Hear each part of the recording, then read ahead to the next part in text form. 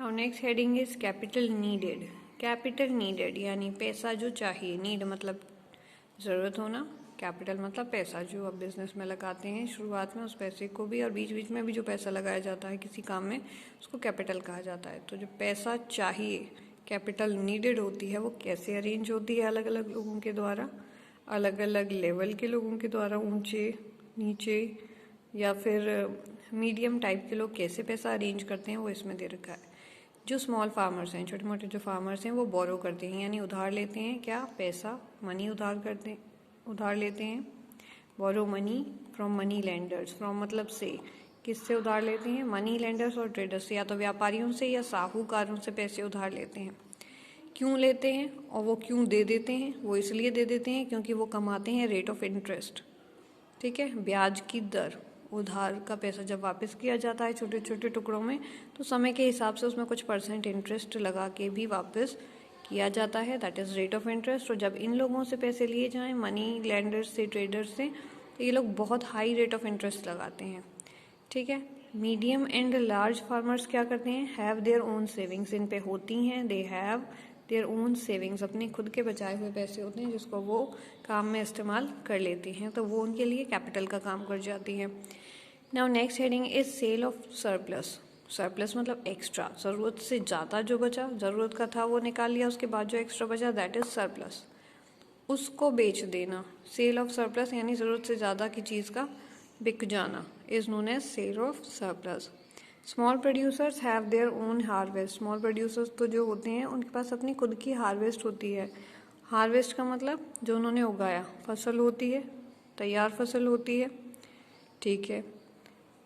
और क्योंकि वो स्मॉल प्रोड्यूसर्स हैं, वो इतना ज़्यादा नहीं उगाते हैं कि उनके पास बहुत ज़्यादा एक्स्ट्रा हो जो वो बेच सकें। तो यहाँ तो बात ख़त्म हो गई सेलिंग ऑफ सरप्लस की। Small producers have their own harvest, वो अपनी हार्वेस्ट अपने साथ ही रखते हैं। Next is medium and large farmers जो होते हैं, यानी इनसे थोड़े बेटर, स्मॉल से थोड़े बेटर, थोड़े हाई फाई, थोड़े हायर लेवल के, थोड़े ज़्यादा ठीक पैसे के हिसाब से, थोड़े ज़्यादा ठीक कंडीशन के हिसाब से जो लोग होते हैं, वो क्या करते हैं, या फिर जो लार्ज फार्मर्स होते हैं, बड़े ज़मींदार होते हैं, दे सप्लाई वीट इन मार्केट। वो एक्स्ट्रा वीट अपने परिवार के यूज़ लायक निकाल के, जो एक्स्ट्रा होता है, क्योंकि इनके पास बड़े लैंड हैं, ज़्यादा उत्पादन हुआ है, ज़्यादा चीज़ प्रोड्यूस हुई है, तो सारे वीट को, यहाँ पे मेनली वीट ही उगाया जाता है, उसको क्या करते हैं ये लोग, सप्लाई कर देते हैं, भेज देते हैं कहाँ, इन मार्केट, फॉर गुड अर्निंग, जिससे एक अच्छी कमाई इनको हो सके, फॉर गुड अर्निंग, अच्छी कमाई के लिए। Some use the money for further production as capital.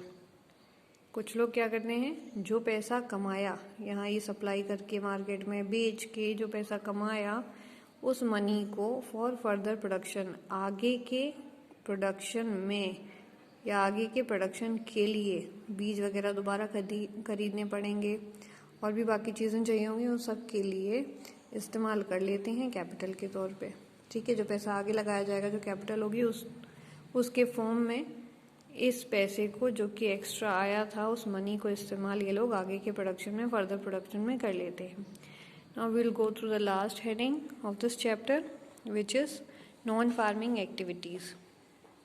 Non-farming activities, खेती बाड़ी से अलग, खेती बाड़ी में नहीं आने वाली एक्टिविटीज़, खेती बाड़ी से अलग जो काम है, जो खेती बाड़ी में नहीं आते हैं, वो इसमें शामिल किए गए हैं।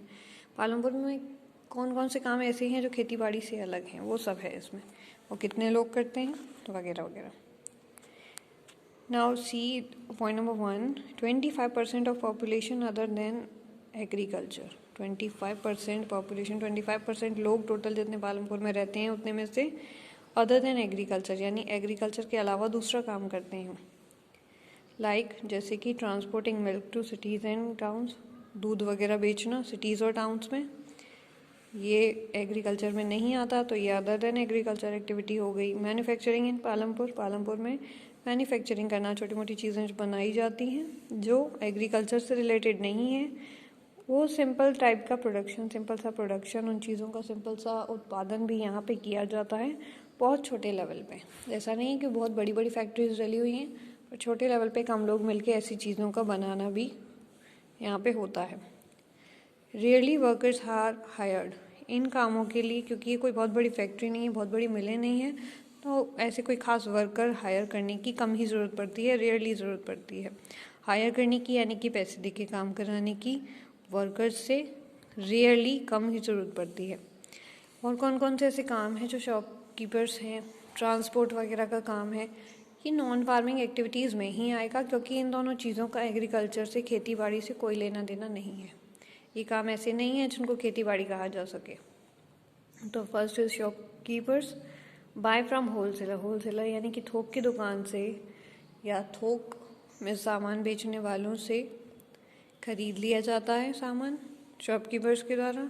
ओपन स्मॉल शॉप्स, और थोक वालों से सामान लेके वहीं पे छोटी छोटी दुकानें गांव में ही खोल के बैठ जाते हैं। स्मॉल स्टोर, छोटे छोटे स्टोर होते हैं, कोई बड़े बिग मार्केट्स वगैरह नहीं होते हैं। लार्ज वैरायटी ऑफ प्रोडक्शन, क्योंकि बहुत कम शॉप्स होती हैं इसलिए उस पर ज़्यादातर वैरायटी का सामान यहाँ पे मिल जाता है। नेक्स्ट इज ट्रांसपोर्ट का भी काम करते हैं कुछ लोग, क्योंकि शहर गांव से बाहर भी जाते होंगे, शहर की तरफ भी जाते होंगे लोग चीज़ें लेने के लिए, लाने के लिए। नेक्स्ट ट्रांसपोर्ट में जो रोड है, जो पालमपुर को बड़े विलेज रायगंज से कनेक्ट करती है या आगे टाउन्स वगैरह से कनेक्ट करती है, वहाँ रिक्शा वाला, तांगा वाला, जीप, ट्रैक्टर, ट्रक सब चलते हैं। दे फेरी पीपल, वो लोगों को कैरी करके ले जाते हैं, ठीक है, लाना ले जाना, एंड पेड फॉर इट, उससे जो कमाते हैं, पेमेंट जो मिलती है उससे वो अपना गुजारा चलाते हैं। तो ये एक्टिविटीज़ हो गई जो पालमपुर में एग्रीकल्चर से रिलेटेड नहीं है, अदर देन एग्रीकल्चर हैं या नॉन फार्मिंग एक्टिविटीज़ हैं।